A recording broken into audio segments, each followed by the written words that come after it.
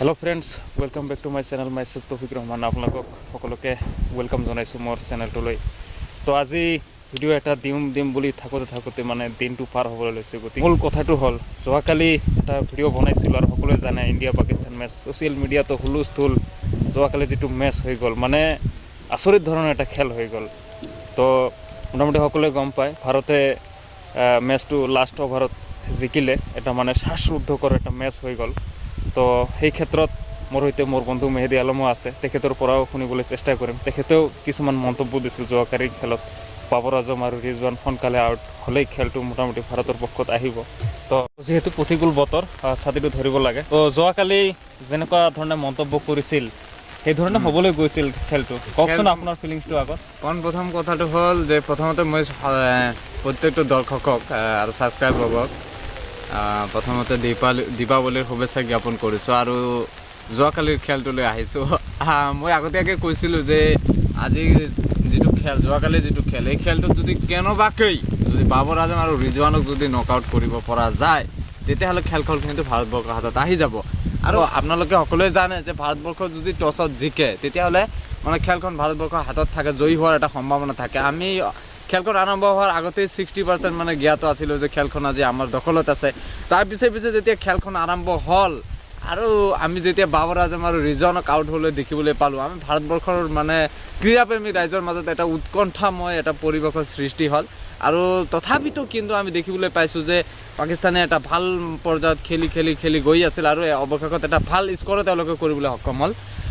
খেলখন মুঠতে এটা মানে স্থিৰ অৱস্থাত পাকিস্তানে লৈ আহিব পাৰিছিল। পিছত যেতিয়া ভাৰতবৰ্ষই খেলখন বেটিং আৰম্ভ কৰিছিলে, আমাৰো ঠিক তেনেকুৱা। আমাৰ বেটিং মানে অপেনাৰকেইটা যোৱাৰ পিছত যেতিয়া বিৰাট কোহলি আহি খেল মানে মই আপোনাক কৈছোঁৱে যে ভাৰতবৰ্ষ আৰু পাকিস্তানৰ মাজত যেতিয়া খেল হয়, মই সেই খেলটো মানে চোৱাৰ কাৰণে এটা মানে আগ্ৰহত মানে উৎকণ্ঠাত থাকোঁ। আৰু যিমান ব্যস্ততা থাকক সেই ব্যস্ততাবোৰ সামৰি আহি কিনে খেলখন চোৱাৰ মানে চেষ্টা কৰোঁ। যোৱাকালি ঠিক এনে হৈছে, আৰম্ভণিৰ পৰা শেষলৈকে খেলখন চাইছোঁ। বিৰাট এটা আমোদপ্ৰদ মানে খেল আছিল, খুব মজা। যিসকলে মানে স্বচক্ষে মানে ফিল্ডত প্ৰত্যক্ষ কৰি চাইছে, তেওঁলোকে যে কালি যিটো মজা পাইছে। বাকী কথাটো হ'ল, ভাৰতৰ কিন্তু বেটিংটো কলাপছ হৈছিল আৰু 31 ৰানত 4 উইকেট আৰ্লি উইকেট গৈছিল। কথাখিনি কৈ দিছোঁ। ৰোহিত শৰ্মা, KL ৰাহুল সোনকালে গৈছিল।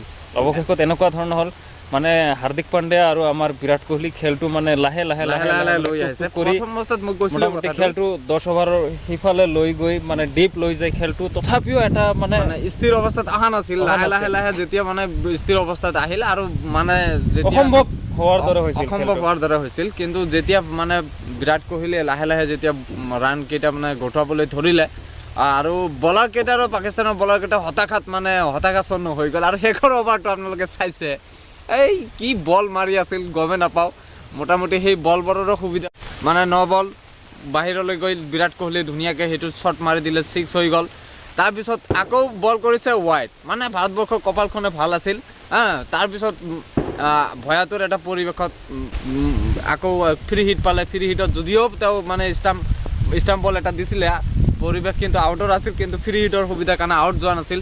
শেষত গৈ মানে ৱাইড ফৰ এনেকুৱাকৈ মানে শেষত আমি ভাৰতবৰ্ষৰ খেলখন জয়ী হ'লোঁ। ঠিকে আছে, সেইখিনি সকলোৱে খেলখন চাইছে। আপোনালোকে খেলৰ ফিলিংছটোৱে জাষ্ট আমি শ্বেয়াৰ কৰিবলৈ লৈছোঁ। আপোনালোকে মানে মনৰ কি ভাৱ আছে আপোনালোকে সেইখিনি জনাব। মুঠতে লাষ্ট অভাৰত আপোনালোকে জানে হাৰ্দিক পাণ্ডিয়া এনেকুৱাকৈ আউট যোৱাৰ পিছত এটা অসম্ভৱ পৰিৱেশৰ দৰে হৈছিল। যদিও ডিকে ভাবিছিলোঁ খেলটো ফিনিচিং কৰিব, কিন্তু ডিকেও আউট গ'ল।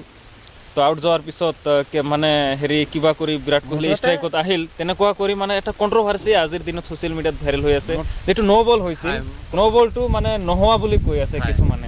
এতিয়া মানে আম্পায়াৰে এইটো মানে ভুল ডিচিশ্যন দিয়া বুলি আমাৰ পাকিস্তানৰ বিভিন্ন ধৰণৰ জ্যেষ্ঠ খেলুৱৈসকলক আৰু লগতে ন' বলৰ যিটো নিয়ম ফ্ৰী হিটৰ, সেইটোক লৈও মানে কিছুমান এক্সট্ৰা ৰানৰ ক্ষেত্ৰতো তেনেকুৱা ধৰণৰ কিবা হৈ আছে। তো আশা কৰোঁ সকলোৱে খেলখন নিশ্চিতভাৱে ভালদৰে উপভোগ কৰিলে।